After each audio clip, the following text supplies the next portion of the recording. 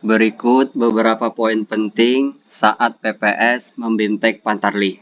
Pertama, materi yang dibahas setidaknya mengulas buku panduan Pantarlih. Pastikan Pantarlih memahami setiap halamannya. Dan yang kedua, cara penggunaan aplikasi e-Coklit Mobile. Yang pada intinya, pastikan Pantarlih memahami semua yang ada pada buku panduan dan memahami cara penggunaan aplikasi e-Coklit Mobile.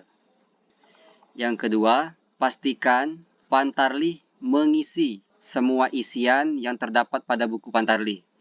Seperti, pertama, data identitas Pantarlih. Itu wajib diisi. Yang kedua, jadwal dan materi BIMTEK harus dituangkan di dalam buku panduan. Kapan dilaksanakan BIMTEK, materi apa yang mereka terima, itu harus dituangkan. Kemudian, mereka juga wajib menceklis kelengkapan apa saja yang mereka terima.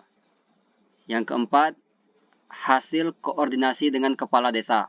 Wajib dituangkan ya dalam buku panduan Pantarlih. Kapan mereka koordinasi, hal-hal apa yang dibahas, apa yang dihasilkan, kemudian diparaf oleh kepala desa.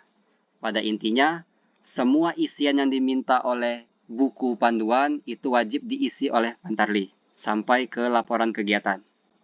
Yang ketiga, pastikan Pantarlih mengenakan atribut lengkap saat coklit, tentu dengan tata krama, sopan, dan santun. Poin yang keempat, terhadap pemilih TMS, ubah data, dan pemilih baru, itu wajib disertai dengan dokumen pendukung. Jangan pernah kita men-TMS-kan atau mengubah elemen data atau menambahkan pemilih baru tanpa ada dokumen pendukung yang akurat. Yang kelima, pastikan Pantarlih mengunggah dokumen pendukung pemilih TMS. Jadi ketika Pantarlih menemukan pemilih yang tersaring atau TMS, itu wajib diunggah pada aplikasi e-Coklit Mobile. Yang terakhir, pastikan ya, Pantarlih mencermati seluruh elemen data pemilih, mulai dari nomor KK, NIK, nama, tanggal lahir. Jangan sampai ada yang terlewatkan, harus diperiksa semua. Jenis kelamin, status kawin. Hal sekecil apapun jika ada perubahan maka wajib diubah. Seperti halnya pemilih yang pada daftar pemilih dia belum kawin, kalau faktanya dia sudah kawin maka wajib ubah data dengan cara dicoret keterangan B, kemudian di bawahnya ditulis S. Artinya dia ubah data dari belum kawin menjadi sudah kawin. Juga dengan status disabilitas. Ini sering terabaikan oleh Pantarlih. Jika pada faktanya pemilih tersebut disabilitas, yang awalnya 0 atau non-disabilitas, jika dia disabilitas maka wajib juga diubah. Silakan disesuaikan dengan kode disabilitasnya.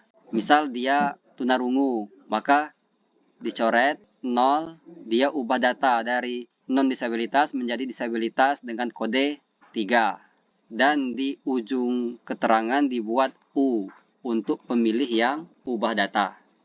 Kemudian, terhadap pemilih TMS, pastikan perlakuannya Pantarlih mencoret dari nomor urut sampai ke kolom status KTPL. Lalu pada keterangan ditulis jenis TMS-nya. Kalau meninggal 1, kalau ganda 2, dan seterusnya. Silakan dilihat pada keterangan.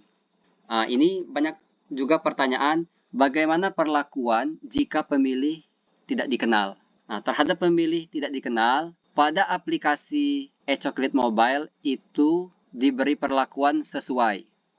Namun, pada form model A daftar pemilih, itu ditulis pada keterangan di bawahnya. Dijelaskan bahwa pemilih tidak dikenal, tapi pada keterangan tetap conteng sesuai. Kita tidak boleh men-TMS-kan sepanjang kita tidak mempunyai dasar yang kuat. Ketika ada pihak luar yang mempertanyakan kenapa itu tetap sesuai, jelaskan bahwa KPU tidak dapat mencoret pemilih tanpa dasar yang kuat. Akan tetapi, pada A daftar pemilih sudah kami beri tanda bahwa pemilih tersebut sesungguhnya tidak dikenal. Pada intinya, silakan maksimalkan baris kosong di bawah itu untuk menjelaskan situasi atau kondisi pemilih tersebut.